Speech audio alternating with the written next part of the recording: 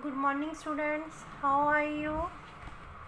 Today we are going to read the topic Why Non-Cooperation. The name of the chapter was Nationalism in India. Why non-cooperation? In this topic, why Gandhiji declared why non-cooperation is important.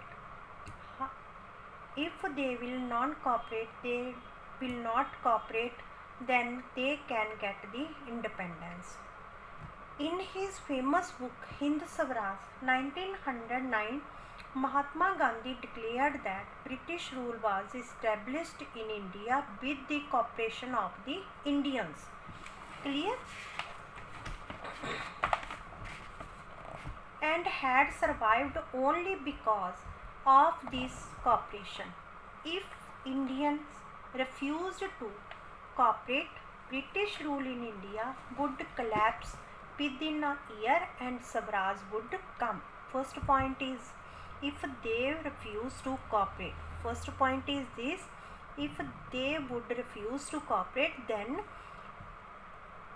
British rule in India would collapse. After that, second is, how could non-cooperation movement become a movement? Non-cooperation become a movement. After boycott of civil services, army, police, courts and legislative councils, schools and foreign goods, they decided it should be become with the surrender of titles. In case the government used repression, a full civil disobedience campaign would be launched through the summer of 1920. Mahatma Gandhi and Shaukat Ali. Clear? After that, many within the Congress were, however, concerned about the proposals. They were reluctant to boycott the council elections scheduled for November 1920, and they feared that the movement might lead to a popular violence. In the month between September and December, there was an intense tussle within the Congress. For a while, there seemed no meeting point between the supporters and opponents. Supporters who support the and opponents who are against of this movement. Finally, at the Congress session at Nagpur in December 1920, a compromise was worked out and the non-cooperation program was adopted. Clear? How did the movement unfold? Who participated in it? How did different social groups conceive of the ideas of non-cooperation? These are the questions. You have to read this page thoroughly. Next is beta. Next topic is differing strands within the movements. Differing strands within the movements. We will read about the movement in towns and rebellion in the countryside. After that, we will read in this Swaraj in the plantations, and these are the first is the movement in towns. Because if you will read this thoroughly, then you would be understood. I will explain in brief, so listen carefully. First of all, differing stands within the movement. The non-cooperation movement began in January 1921. Various social groups participated in this movement. Clear? After that, the movement in the towns. In the towns, the movement began with the middle class participation in the city, which affected the economy of the British. The import of the foreign cloth between 1921 and 1922. Cloth halved between 1921 and 1922 as the boycott movement spread and people began discarding imported clothes and started wearing only Indian ones. Production of Indian textile mills. Clear? They started to wear Indian clothes. They boycott the imported goods. After that, but this movement in the cities gradually slowed down for several reasons. It was growing in the towns in a large scale, but in the cities it was slowly increasing. Clear? Slow down for several reasons. Next is rebellion in the countryside. From the cities, the non-cooperation movement spread to the countryside. It drew into its fold the struggle of peasants and tribals.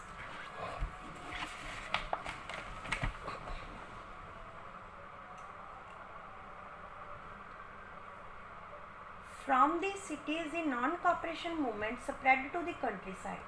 In Abd, peasants were led by Baba Ramchandra, a sannyasi who had earlier been to Fiji as an interred labor. Clear? Only you can write Baba Ramchandra was a sannyasi. Clear? After that, in June 1920, Jawaharlal Nehru approached villagers to understand their grievances. Grievances means their sorrows, their problems. And after that, Gandhiji declared that no taxes were to be paid and land was to be redistributed among the poor. After that, tribal peasants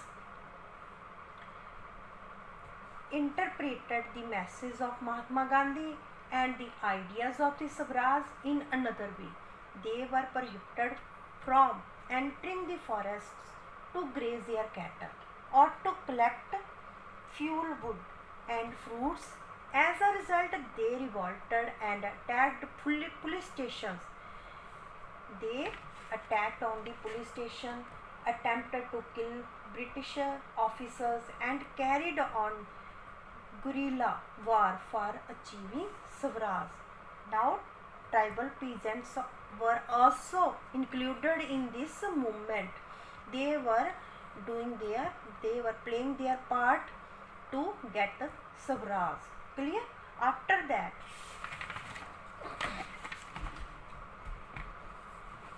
in these pages, beta, you have read which I have told you. Swaraj in plantation. Plantation in this passage, beta. Plantation worker in Assam. Assam who were not permitted to leave the tea garden.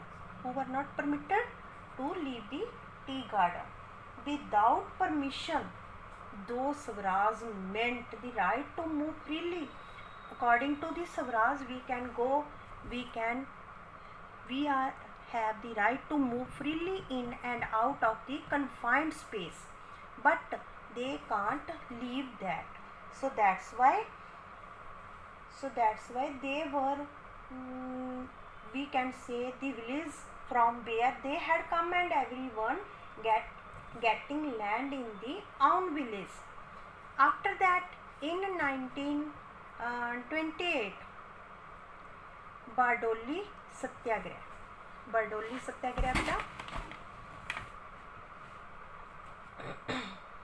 was an important movement of farmers against the increase of land revenue. Because revenue was increased, so that's why this movement was important for the farmers. They were against. This movement got huge success under the strong leadership of Vallabhbhai Patel. Who was the leader of this movement? Vallabhbhai Patel. It laid the foundation of civil disobedience movement against the British rule. Because this topic is, if you will read these, the main point is this: only Vallabhbhai Patel was the strong leader, we can say. Under his leadership they started the movement, and they did the work under the leadership of Vallabhbhai Patel. It laid the foundation of a civil disobedience movement, clear, against the British government. After that, next is topic is towards civil disobedience. Towards civil disobedience we will read in the next video. So you have read these pages beta. If you will read these thoroughly, then you can understand what I am telling you. I am telling you main points, clear. You have to read third topic completely. Okay, thanks, have a nice day.